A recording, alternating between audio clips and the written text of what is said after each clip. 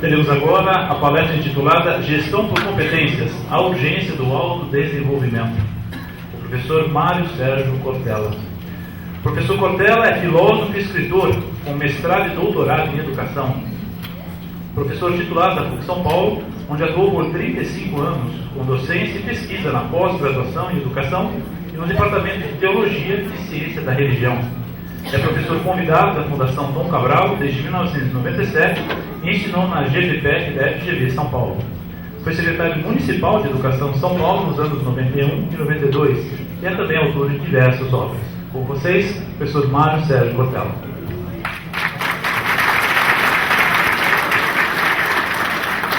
Muito bem, satisfação imensa. Um final de manhã como hoje, a minha tarefa é tranquila, é adiar o teu almoço. Eu fico feliz, é a segunda ocasião esse ano que eu tenho a oportunidade de conviver e partilhar algumas reflexões e ideias com pessoas que atuam na área do campo do direito, que eu tenho uma admiração imensa. E hoje é um dia especial também para mim, porque eu já conhecia várias coisas do TRT 15, da 15ª região, a partir, claro, das referências de outras situações, mas eu sempre ouvia elogios ao TRT 15 por parte de alguém que não seria suspeito a fazê-lo, e que eu convidei para vir aqui hoje comigo, que é a doutora Juliana Della Torre, que é a minha advogada trabalhista. E ela sempre me dizia isso há alguns anos: olha, o melhor TRT para eu trabalhar é o 15. E ela dizia para mim isso há alguns anos, antes até de ter essa atividade, ela dizia sempre, e continua dizendo, que o melhor lugar para os advogados, na relação com os servidores, com os magistrados, em função da competência, da excelência, e por isso não é um elogio gratuito, ainda mais que advogado não faz elogio gratuito. E eu fico feliz de ter hoje, pedir autorização para que a Juliana viesse a atividades, comigo, acompanhando. Aqui está a Juliana, um grupo que está fazendo a formação a partir do trabalho do professor Rogério e equipe, mas homens e mulheres aqui que estão no estado de São Paulo, e que receberam, para a minha alegria, o livro Qual é a Tua Obra, cujo prefácio é feito por uma das minhas filhas que, claro, hoje tem a condição, morando em Florianópolis, de ser uma advogada criminalista e que foi colega da Juliana. São amigas há muito tempo, desde mais jovens, e fizeram juntas a PUC São Paulo. A Ana Carolina, Carol, como nós chamamos, foi para a área criminal e a doutora Juliana foi para a área de direito do trabalho. E a Carol faz o prefácio desse livro e conta nele uma coisa que tem a ver com o que nós vamos conversar agora sobre competência. Quando ela tinha uns 27 anos, ela foi um dia ao STJ em Brasília fazer a primeira sustentação oral da vida dela. Imagine que ela tinha 27 anos, estava na porta da sala de audiência dos ministros e entrar para falar com eles, a perna não parava no lugar. Claro, estava bamba a perna. Ela me ligou ansiosa. Ela escreveu isso no prefácio. Ela falou: pai, pelo amor de Deus, eu vou entrar para falar com o juiz agora do Superior Tribunal de Justiça, minha perna não para quieta, como é que eu faço para ser segura como você? Eu falei: espere 30 anos. Existe uma coisa em relação à formação, à capacidade, que é paciência. Não se confunda paciência com lerdeza. Ser paciente é diferente de ser lerdo. A paciência é uma virtude, a lerdeza é uma imperícia. Por isso, nenhuma de nós, quando disse que é necessário que a Justiça do Trabalho, que ela tenha maior agilidade, maior capacidade, maior competência, ninguém imagina que ela deva ser lerda de um lado e nem apressada do outro. Por quê? Assim como não se deve confundir lerdeza com paciência, também não se deve confundir pressa com velocidade. Fazer apressadamente é diferente de fazer velozmente. Uma pessoa que faz velozmente, ela é alguém competente. Uma pessoa que faz apressadamente, ela é incompetente. Por isso, cuidado. Quando se pensa hoje em justiça do trabalho, o que nós desejamos como cidadãos e cidadãs é velocidade e paciência. De momento algum, nem lerdeza e nem pressa. Para que você e eu construamos uma paciência, claro, é necessário, acima de tudo, que a gente tenha a capacidade de ter uma virtude especial, que é aquela que move as pessoas em relação a uma situação melhor, ao autodesenvolvimento, a capacidade de olhar a si mesmo e a si mesma, que é a capacidade de saber que não sabe algumas coisas e precisa saber. Quando a gente se dirige a um magistrado, há um hábito vosso, nós, né, de maneira geral, que não somos da área, não fazemos, mas já vi vários fazendo, você se dirige a ele ou a ela como excelência. E é interessante porque a palavra excelência significa aquilo que vai além, aquilo que ultrapassa. Excel, em latim, significa aquilo que vai além, que ultrapassa a fronteira, que vai acima daquilo que está. Por isso, é claro, independentemente de você e eu chamarmos de excelência, o que eu desejo cada vez mais é fazer com que a minha atividade, junto ao TRT15, seja a observadora da excelência. Quando eu conversava com a doutora Juliana, outro dia ela falava, o pessoal do TRT15 é excelente. Isso significa o quê? Que agora você sossega, relaxa, distrai? Claro que não. Se fizer isso, deixa de sê-lo. Se fizer isso, deixa de sê-lo. Se há uma coisa que hoje em dia pode nos levar a uma dificuldade imensa, é a gente achar que já está pronto, que já conhece, que já sabe. Eu sou professor há 38 anos, 36 deles na PUC São Paulo. Me aposentei a semana passada, aliás, está aqui quem cuidou da minha aposentadoria, 36 anos na PUC São Paulo. E o pessoal falou, mas por que você saiu? Porque eu sou professor titular, e o titular só abre vaga para outro, quando morre ou aposenta. Certo? E eu achei que a segunda estava na minha escolha direta. Eu fiz segundo, porque na minha família a gente tem o hábito de não ficar mais de 36 anos no lugar. A gente acha que pode começar a incomodar as pessoas. Mas é interessante porque, claro, continuo vinculado à universidade academicamente. Mas eu sou professor há 38 anos. Será que eu já saí da aula? Até certo ponto. Nosso mestre de cerimônias leu aqui um currículo meu, mestrado, doutorado, obras publicadas, está com um livro meu na mão. Será que eu já estou pronto? Perigo. Eu perco excelência, perco a capacidade de ultrapassar, de ir além, se eu achar que eu já sei, que eu já conheço, que eu não preciso mais aprender. Ontem, 19 de setembro, foi aniversário de um dos grandes brasileiros da nossa história, que é Paulo Freire. Paulo Freire nasceu no dia 19 de setembro de 1921. Se vivo estivesse, ontem faria 91 anos de idade. Não sei se sabem, Paulo Freire é brasileiro com o maior número de títulos de doutorado honoris causa da nossa história. O Brasil tem 512 anos e o brasileiro mais honrado com títulos de doutorado fora do Brasil é Paulo Freire. Quando ele morreu em 1997, ele já houvera recebido 36 títulos de doutorado. Harvard, Cambridge, Oxford, Polônia, Paris 4, Massachusetts e no Brasil também. Olha só. E Paulo Freire era advogado. Muita gente acha que ele era pedagogo, mas ele era advogado, o que significa que alguns advogados ainda têm salvação. Aliás, a Carol, minha filha, tua amiga, disse que vai me processar por injúria, porque eu, semana passada, falando com ela, ela está grávida, a primeira filha dela, está na 4ª semana, e a Juliana acompanha de perto essas coisas, ambas cresceram juntas, mães juntas. E aí ela falou, pai, eu não aguento mais. Falei, filha, tem que ter paciência e coragem. Falei, pai, eu tenho ânsia de vômito, eu quero vomitar. Tem que abrir a geladeira com o nariz para trás. Não posso nem olhar o Michael, que é o marido dela. Eu falei, filha, eu vou te dar um conselho paterno. Aproveite essa fase da gravidez, porque ela é a melhor da maternidade. Dura quando o bichinho sair daí de dentro. Quando ele sair daí, aí é que você vai ver o pega como é que é. Enquanto ele estiver aí, fique feliz e faça o favor pro papai. Vomite com alegria. Olha só, que coisa. E aí eu falei, filha, você sabia que agora, por causa das novas normas de bioética, não pode mais usar cobaia em experiência em laboratório? Eu falei, pai, falei, só pode usar advogado agora. Falei, por quê? Eu falei, primeiro que tem bastante sobrando, segundo que você não pega amor do bichinho. Você não processar, por injúria. Não sei se é calúnia, quem sabe. Na nossa família tem muitos advogados, alguns procuradores, por isso uma das nossas coisas mais gostosas é torturar. E Paulo Freire, um grande advogado, aliás, a tese dele de doutorado foi na área do direito. É na Faculdade do Direito do Recife, hoje a Universidade Federal de Pernambuco.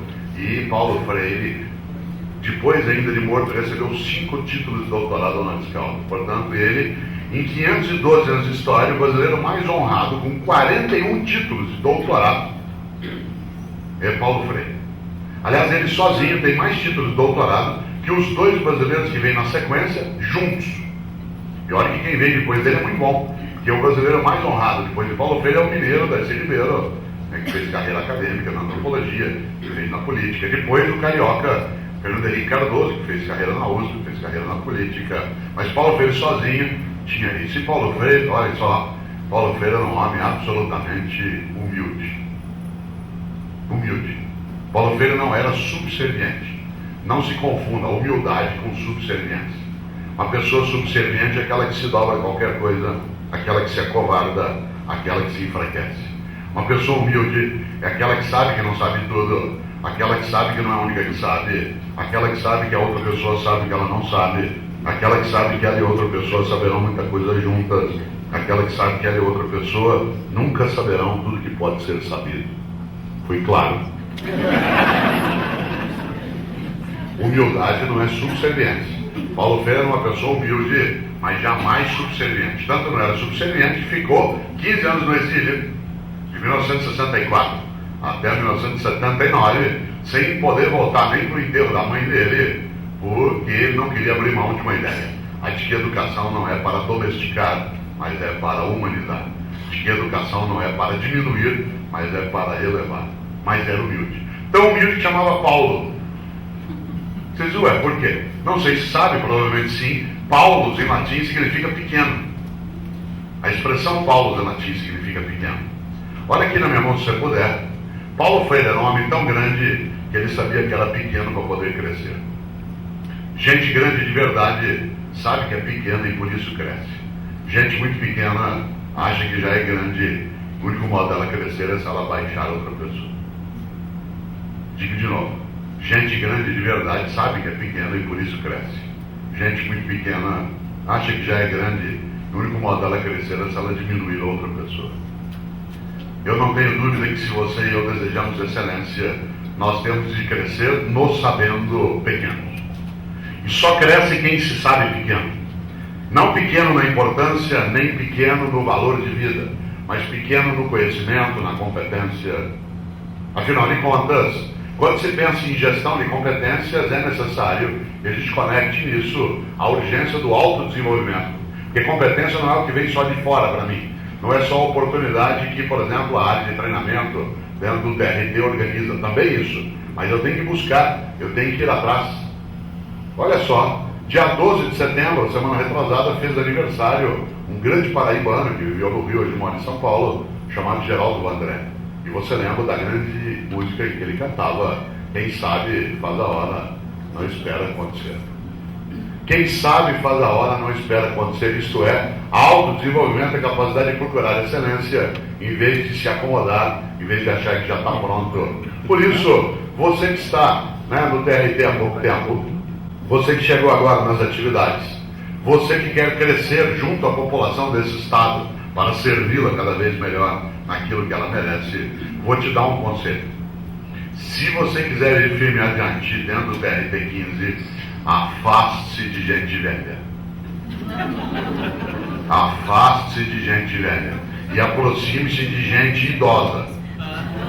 Não confunda idoso com velho. Idoso é uma pessoa que tem bastante idade. Velho é aquele que acha que já sabe, que já conhece, que não precisa mais aprender. Idoso é uma pessoa de 65, 70, 80 de idade. Velho você pode ser com 25 anos de idade, 30, 40, 60, 70. Tem menino de 30 anos de idade que já está velho. Cheio de certeza, acha que já sabe, não duvida do modo como faz, acha que a única maneira de fazer é como ele já fazia, e diz demais a seguinte frase: seguinte, tem dois modos de fazer a coisa, o meu ou o errado, você escolhe. Cuidado, não confunda idoso com velho. Uma pessoa idosa é aquela que é capaz, inclusive, de ter dúvida. Cuidado com gente que não tem dúvida. Gente que não tem dúvida não inova, não cresce, não avança, só repete. Claro que você não pode ser alguém que só tem dúvida, senão você não age. Mas eu, Cortella, tenho que ter dúvida. Será que eu estou fazendo do melhor jeito? Será que essa é a única maneira de fazer? Será que eu tenho desenvolvido minha competência nessa área? É preciso ser capaz de ter dúvida. No Brasil nós temos medo da dúvida, porque nós traumatizamos vocês na escola. Parece que a dúvida é feia. Sou eu um professor de física, estou ensinando Isaac Newton. Aí eu digo, atenção, classe, os corpos se atraem na razão direta das suas massas e na razão inversa do quadrado da distância entre elas. Alguma dúvida? E a classe ficava em estado de suspensão. No entanto, a dúvida tem um valor especial. Milor Fernandes, grande carioca, nascido no Meia, que infelizmente morreu em março desse ano, ele dizia, e é verdade, se você não tem dúvidas, é porque está mal informado. Se você não tem dúvidas, é porque está mal informado. Cuidado, repito, com gente que não tem dúvida, porque ela diminui a competência. Insisto, você não pode ser alguém que só tem dúvida. Mas não tê-las é um sinal de insanidade num mundo de mudança, de velocidade, de alteração, de novos parâmetros, novos modos de fazer e pensar. Gente que não tem dúvida em falhar e envelhece facilmente, porque ela fica o tempo todo prisioneira do mesmo. A mesma praça, o mesmo banco, o mesmo jardim, as mesmas flores. Como é que chama essa música? A praça. Quem que é o compositor da música? Não é o Chico, não. O Chico fez a banda que passa na praça. Quem é o compositor dessa música? Carlos Imperial. Olha só. Que coisa. Como é que você sabe uma coisa dessa? Olha só. Coisa boa. Onde nasceu Carlos Imperial? Isso que eu fiz é uma pergunta. Onde nasceu Carlos Imperial? Não, atenção. Eu vou dizer uma coisa para vocês agora, 5 minutos para as 12 horas desta quinta-feira. A frase mais inteligente que alguém deve dizer quando algo não sabe é não sei. Ao contrário do que se supõe, a expressão não sei não indica ignorância, ela indica inteligência. Porque tolo não é aquele que não sabe. É aquele ou aquela que algo não sabendo, não assume que não sabe, se cala fingindo que sabe.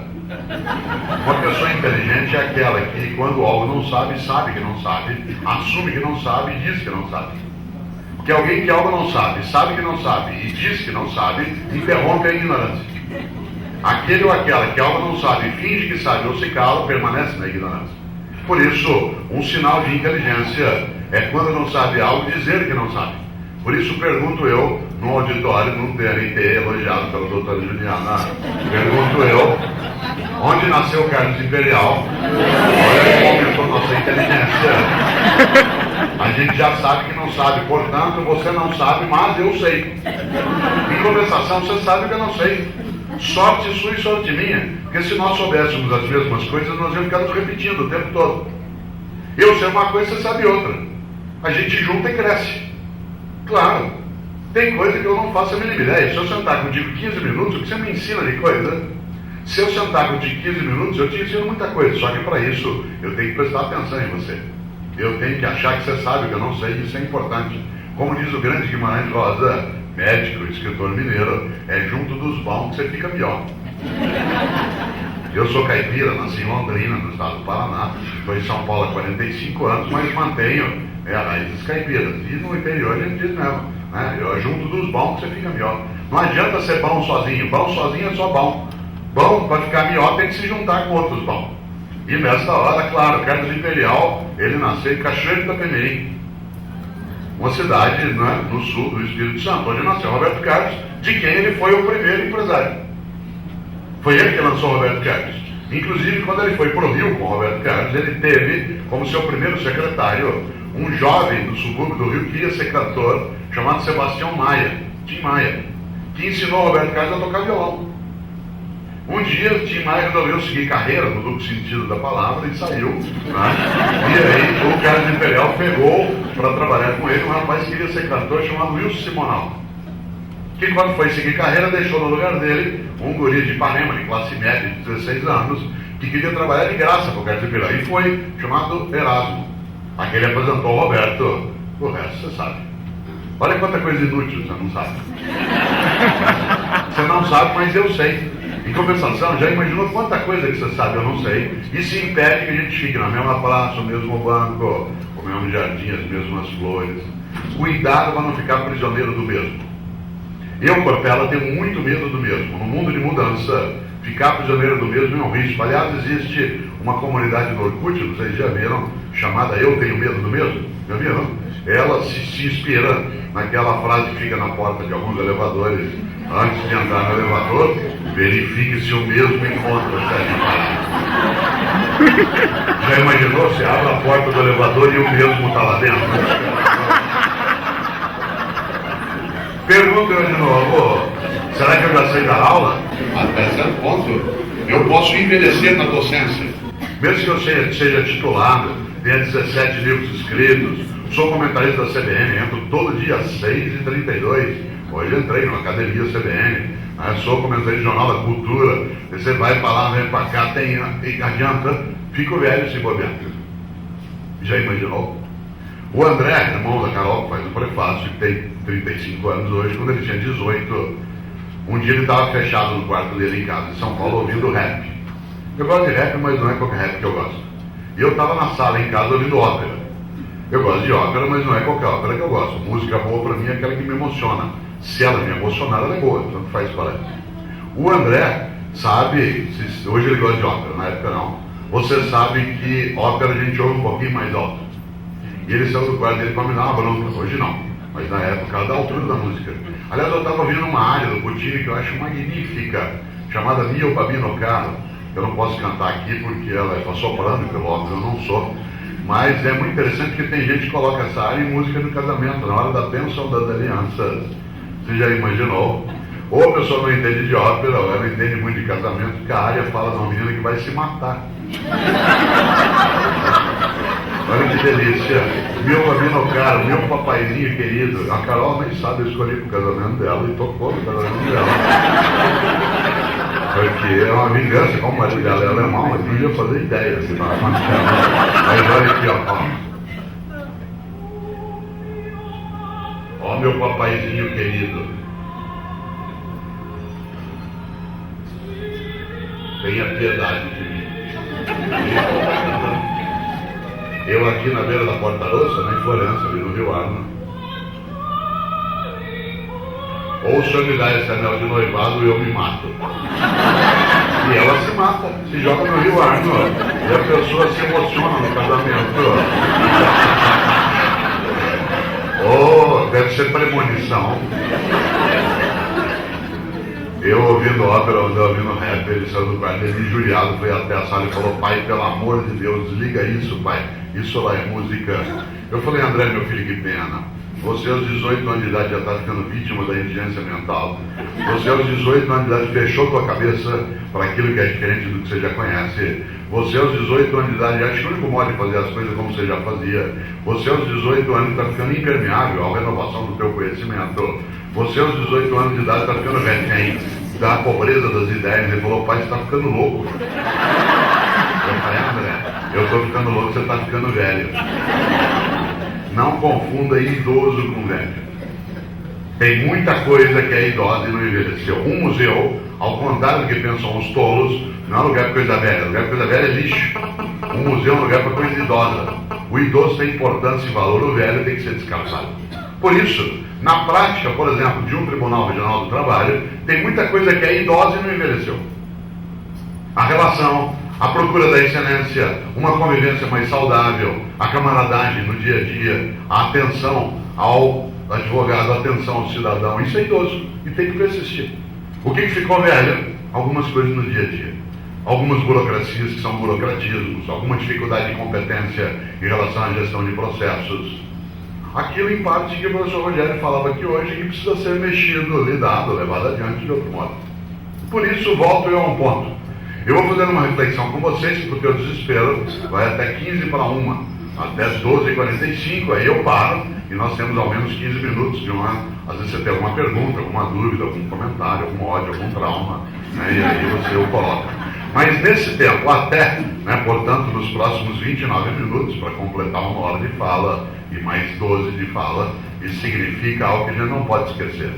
No mundo de velocidade, você e eu temos de autodesenvolver nossas capacidades. Pergunto de novo: será que eu já sei dar aula? Até certo ponto.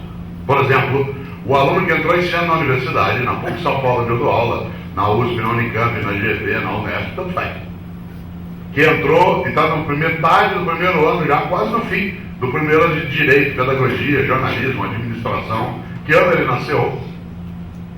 O aluno que está já quase no final do primeiro ano, que já é teu colega, teu parceiro ou teu magistrado. 94. Os alunos que estão esse ano na universidade nasceram em 1994. Certo? Eles não assistiram a um filme antigo, não sei se chegaram a ver, um filme chamado Titanic. Vocês chegaram a ver? Titanic é de 1997. Eles tinham 3 anos quando foi lançado Titanic. Eles não assistiram. Você não lembra de nada quando você tinha 3 anos. Eles tinham 3 anos. Eles não conheceram Ayrton Senna. Eles nasceram no ano em que o Senna morreu. Aliás, eles nem entendem porque que alguns de nós mais idosos assistimos corrida de Fórmula 1 aos domingos. Um esporte no qual nós não temos tradição. Diz como não temos tradição? Claro. A última vez que o Brasil ganhou um campeonato de Fórmula 1 foi em 1991. A última vez faz 21 anos. E quando nós ganhamos o campeonato de Fórmula 1, o presidente do Brasil era o Collor, a União Soviética ainda existia, eu era secretário de Educação na cidade de São Paulo. Faz 21 anos que nós não ganhamos o campeonato de Fórmula 1. Ninguém com menos de 25 anos que trabalha com você ou que você encontra, etc., tem memória de Fórmula 1. Eles não conheceram, estão agora na universidade, os Mamonas Assassinos. Aquele grupo que tanto encantou os nossos domingos, aquelas músicas altamente espiritualizadas, aquele fervor religioso, sabão cracrá, esse ano agora fez 16 anos da morte dos Mamonas Assassinos. Aliás, agora, daqui a 2 semanas, fará 16 anos da morte do Renato Russo, do Legião Urbana. Quantas vezes você cantou Pais e Filhos? O que você vai ser quando você crescer? Ninguém com menos de 22 anos tem memória do Renato Russo. Claro. Por que eu estou dizendo isso? Porque esse mundo muda e muda com velocidade. Já imaginou gente no mundo de mudança que o que ela faz é grudar no passado? Crava a unha que nem um tatu gruda no fundo de uma toca, crava a unha e fica. Não vou nem contar aqui como é que tira tatu da toca. Só vou lembrar que é um sistema digital. Cuidado com a inclusão digital.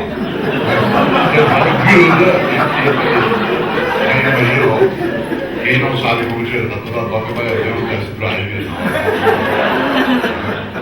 Além do exame de colesterol. Por que eu estou dizendo isso? Porque, é claro, no mundo de mudança veloz, qual é o risco? Você e eu envelhecemos a prática, a percepção, a capacidade, a competência. O aluno conheceu os Mamonas Assassinos. Outro dia eu estava falando de sala de aula, porque os Mamonas Assassinos, e dizer, Mamonas o que, professor?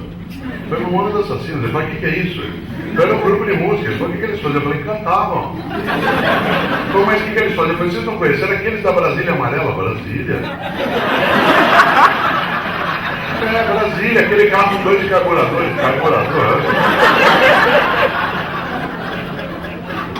Claro. Há alguns anos, quando o Rogério e eu falávamos em gestão de pessoas, gestão de negócios, se falava em just in time. Eles agora falam em Justin Bieber. Olha como muda o conceito. Você vê, o aluno que entrou esse ano na universidade, ele não conheceu uma série de coisas, não conheceu a União Soviética. Ele não sabe o que é inflação. Ele não sabe que no Brasil, há 20 anos, as coisas tinham preço de manhã ou da tarde. Como é que você ia arbitrar o valor de uma causa? Como é que você calculava taxas? Como é que você comprava de manhã uma coisa? Estou falando de 1992. À tarde o preço era outro. A inflação em 1992 foi de 5.000%. Nós estamos com a orelha em pé com uma possibilidade de 6%. Mas ela foi de 5.000%. Como é que você fazia com justiça do trabalho para calcular todas as coisas? Como é que você fazia em relação a planejamento, organização? Prever, por exemplo, a organização de um evento desse porte que traz pessoas de várias cidades. Você tem que ajudar a criar, estruturar a diária, a remuneração docente. Como é que você fazia? Se você planejasse com meia hora de antecedência, já estava ultrapassado. Como é que você fazia? Eu entrei e estava falando de concorrência, era isso? Ou licitação, não me lembro agora. É uma delas. Como é que você calculava? Se criou, inclusive, num país um hábito, que era se fazer a licitação por parte do prestador de serviço com o custo lá em cima, para poder ir sendo aos poucos aditado, que gerou uma cultura que facilitou a corrupção. A corrupção que ainda existe em aditamentos, inclusive desnecessários, alguns contratos, ela é originária de um tempo em que o desvio se dava exatamente em função dessa condição. Claro, você ia fazendo aditamentos subsequentes. Eu me lembro quando era secretário de Educação na capital, e o que tinha que se aditar para terminar uma escola era inacreditável, porque não havia controle do custo de material de construção, valor de mão de obra, novas taxas que apareciam. E aí você vai esvaindo aquela condição. E agora é diferente, claro. O menino não conheceu a inflação. Ele não sabe que há 20 anos uma empresa, ou até o setor público, para se capitalizar de hoje para amanhã, onde colocava o dinheiro, Overnight, ele não sabe o que é overnight. Ele pensa que overnight é nome de motel. Claro. Você já imaginou? É? Não sei. Não. Eu sei sim. Já pensou? Você vê na porta, né? Eu também. Você já imaginou que interessante? O menino entrou esse ano na universidade, ele não conheceu o Collor. Ele não entende porque a gente tem dificuldade de supor que algumas pessoas estão na comissão de ética do Senado. Claro. Ou ele tem dificuldade de entender o que a gente está falando quando se refere à linguagem do dia a dia. Quer ver um exemplo concreto? Você está conversando com um deles, ele fala uma coisa que não fica claro, você vira e fala assim, não caiu a ficha. Ele fica olhando para você. Ele nunca viu uma ficha na vida. Ele não faz ideia do que você está falando. Explica para o teu filho por que chama disque pizza. Ele pensa que é por causa do formato da pizza. Ele nunca viu um telefone com disco. Vários aqui tinham, até 15 anos, telefone com disco. Aquele de tecla, aquele KS que você apertava. Telefone sem fio. A gente não tinha 20 anos. A gente tinha com fio comprido 10 metros para gerente e 15 para diretor. Você podia andar com o telefone para lá e pagar aquele fiozão solto. Lógico, era sinal de status. Quanto mais comprido o fio, mais poder você tinha dentro da máquina, da burocracia. Mas não como gaveta. Quanto mais gaveta na mesa, mais poder você tem. O poder da burocracia é exatamente contado pelo número de gavetas à sua disposição. E é interessante porque o menino não conheceu. Aliás, tem coisa que você fala que ele não entende mais. Quer ver um exemplo? Ninguém no interior de São Paulo, com menos de 18 anos, já pôs a mão numa máquina de datilografia. Ele não pôs. Só por curiosidade, levanta a mão aqui, olha em volta e eles vão filmar. Quem aqui nessa sala fez curso de datilografia, por favor? Olha em volta, ó. Olha aqui, ó. Passou horas e horas. ASD, FG, CLK, JH, ASD, FG, espaço. Guardou o diploma num quadrinho, escreveu no currículo exímio datilógrafo, 160 toques por minuto. Teu pai falou que você não fizer curso de datilografia, você não vai ser ninguém na vida. Ó. E a gente usava máquina de escrever até há pouco tempo. Até 1994, para pegar uma data, nós ainda, quando o Senna morreu, a gente fazia imposto de renda da máquina. Punha, olha só. Um dia avançou, chegaram aquelas IBMs eletrônicas.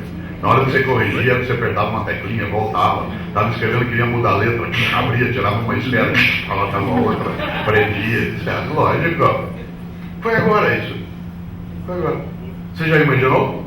Quem diria, num mundo de mudança veloz, em que a tecnologia avança, o modo de percepção, a gente continua do mesmo modo. Eu tenho um amigo no Rio de Janeiro cuja neta, de 8 anos de idade, nunca tinha visto uma máquina de datilografia. Quando ela viu, há 2 anos no Rio de Janeiro, foi registrar uma colisão de veículo numa delegacia da Nacional de Copacabana. E quando ela entrou com o avô, o escrivão estava com uma máquina. E ela nunca tinha visto, ela ficou boca aberta vendo ele fazer aquilo. Ela virou e falou assim, vô, olha como a polícia está ficando moderna. Ela nunca tinha visto. Ela falou, ele já tem um computador que vem com uma impressora acoplada. Claro, porque numa geração que vive na instantaneidade, escrever e sair na hora é um avanço. Nós escrevemos e sai 15 minutos depois. Olha a lógica. Só para a gente fazer um rápido passeio, para ver como é que é importante o autodesenvolvimento para não envelhecer, o que Ayrton Senna, que morreu em 1º de maio de 1994, o que Ayrton Senna não conheceu em termos de tecnologia que alterou sua vida na família, no trabalho, no tribunal, no lazer, no estudo. O que você ainda não conheceu, porque ele morreu em 94? Não conheceu?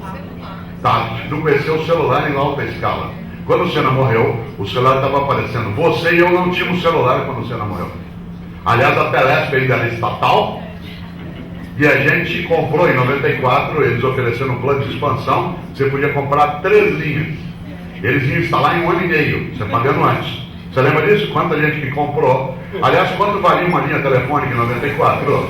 3 mil, 4 mil. O juiz autorizava penhora para garantir pagamento de dívida. Tinha bolsa de telefone. Quanto vale hoje uma linha telefônica? Nada. Tem gente que mantém na declaração de imposto de renda. Todo ano o auditor vem em Brasília, fala que aquele cara lá em Cravinhos acho que vale 100 mil a linha dele. Já pensou? Quem diria, hein? Coisa boa, você imagina. Olha só, não tinha celular em alta escala. Alguns de nós aqui, há não muito tempo, a gente tinha dificuldade de fazer ligação telefônica. Hoje você transporta aí. Quando o Senna morreu, o celular existia no mundo, mas ele chegou ao Brasil em 94, era quase uma arma de defesa pessoal. Você se defendia com a antena, você se vivia com a antena. Um cachorro te atacava, você se defendia com a bateria do celular. Em 15 anos o celular fez isso, zup. Esse que está aqui comigo agora, manda e-mail, recebe e-mail, grava filme, grava foto, tem 6.000 músicas, tem GPS, tem cotação da bolsa, grava som, ele tem temperatura e se eu precisar faz ligação. Você está rindo? Nem o Jetson assistiu isso. Você lembra do Jetson? Você lembra, lamento. O desembarque se aproxima. Nós vamos fazer um ciclo de oração depois pelos irmãos que vão partir em breve. Já imaginou? Quem diria? Você ri? Pois bem, você demorou décadas para ter um telefone desse e o teu filho, o teu aluno, o teu jovem não usa isso para falar. Eles usam para escrever. Eles reinventaram o telégrafo. Você está dirigindo o carro, os dois filhos do banco de trás, um falando com o outro por mensagem. Eles não usam para falar, tanto que a área de telecom, onde o André, meu filho, trabalha, telefonia móvel, mudou o foco do lucro do negócio. Eles não tiram mais lucro da ligação feita, mas no tráfego de dados. Se eu falasse para você há 10 anos que você ia fazer ligação de um operador para outra com custo baixo, e de um celular para outro dentro da mesma operadora, de graça, você dizia que eu estava louco. Se eu falasse para você, no ano de 2002, que você ligaria na mesma base da operadora de graça para interurbano, para o outro, você dizia que eu estava louco. Pois bem, eles mudaram o foco do negócio. Hoje uma operadora de telefonia não recebe mais lucro pelas conexões que faz, mas pelo tráfego de dados, SMS, torpedo. Assim como a Globo, que não é maluca, está saindo aos poucos do mundo da Fórmula 1, porque não tem quase mais gente, quem assistia a Fórmula 1 já está morrendo aos poucos. Tá? E eles estão mudando tudo para o Ultimate Fight, para o MMA. Claro, que é onde está o mais jovem. No mundo que muda, onde até isso acontece, já pensou? O jovem não usa isso para falar, você sabe quando alguém é idoso, porque ele está com isso no ouvido. É sério. Ninguém com menos de 20 anos põe isso na orelha, a distância da realidade da pessoa. E eles ainda fazem uma coisa, escrevem com o polegar. Porque eles cresceram jogando videogame, é outro paradigma. E o teu carro já está saindo no volante com a marcha, com a mexida no espelho, com a altura do rádio, com a altura do GPS, com mexer o banco. Ou aprender a usar esse dedo ou vai ficar chupando ele. Durante séculos na história da humanidade nós usamos o dedo indicador para as operações técnicas. Vamos ter que aprender agora a usar esse. Ou aprende ou dança. Você sabe quando alguém é idoso porque ele segura com uma mão e faz com a outra. Você sabe a idade que ele fica balançando na galinha. Você pode ser idoso, você não pode ficar velho. Atenção, gestão por competência em breve vai passar em usar tecnologias que usam o polegar. Claro. Assim como foi absolutamente necessário saber usar os 10 dedos. E quando você começou a usar computador, você passou a digitar com 10 dedos. Depois você passou para 4 de uma mão, 3 da outra. Depois você passou a 2 de uma mão, uma da outra, de uma outra, você alterou o modo de fazer. Hoje você tem que usar, por exemplo, um iPad, né, que não tem teclado, não sei, virtual, e você vai ter que aprender de novo a catar milho. Milho com o dedo, como a gente chamava, quando se fazia assim na máquina. A velocidade é tamanha que, atenção, eles voltaram ao telégrafo. Senna não conheceu o celular. Senna não conheceu iPad, iPod, tablet. Senna não conheceu, pense comigo, uma coisa que mudou tua vida, a internet. A internet civil no Brasil de 1996. Nem os Mamonas Assassinos conheceram a internet. Nem o Senna. Se ele quisesse mandar a cópia do documento trabalhista dele de São Paulo para Mônaco, ele tinha que usar fax. Você lembra do fax ainda? Você punha ali a pi, pi, pi, pi, pi. E antes do fax que a gente tinha, Telex. Você conheceu o Telex? Lamento. Nós vamos fazer um ciclo de oração ao final. Vai abrir vaga no TRT 15. Diz o ditado que o último operador de Telex foi demitido por fax. cena, não conhecer a internet mudou tua vida e a minha. Você não compra carro sem internet. Você não viaja sem olhar. Você consulta processo sentado na tua mesa ou no teu banheiro. Você pode fazer em algumas situações audiência. Olha que tal, disputando, discutindo mais. Você não vai ao médico sem olhar. Antes de ir ao médico você dá uma bugada. Mudou a competência médica. O cara não pode mais fingir que só ele sabe, porque você já vai informado. Você não vai ao hotel sem olhar. Há 10 anos os hotéis tinham o seu site, você até olhava, mas só eles tinham. E site de hotel, parece que você está no Tahiti. Hoje tem blog e ninguém já foi. E aí você consulta o blog e diz foi, não foi, tem barata, não tem, assim mesmo, não é verdade, etc. Mudou o jeito de fazer. Você imagina um cidadão quando ele tem que lidar com um tribunal. Se esse tribunal, em vez de ser paciente, é lerdo, em vez de ser veloz, é apressado. Num mundo em que as coisas vêm à tona com facilidade, inclusive a minha competência ou incompetência. Disse eu aqui há pouco, ontem, 19 de setembro de 1921, Paulo Freire nasceu e faria 91 anos. Como é que você sabe que é verdade isso? Bom, você está acreditando em mim. Mas se você quisesse conferir isso há 20 anos, como é que você faria? Esperar acabar a palestra. Ia procurar a enciclopédia Barça, Mirador, Conhecer, Britânica. Ela tinha que estar atualizada. Você ia fuçar. Agora, eu nem terminei de falar, você dá uma olhada no teu iPhone, no teu BlackBerry, e você localiza. Insisto, nem ao médico você vai mais do jeito que você ia.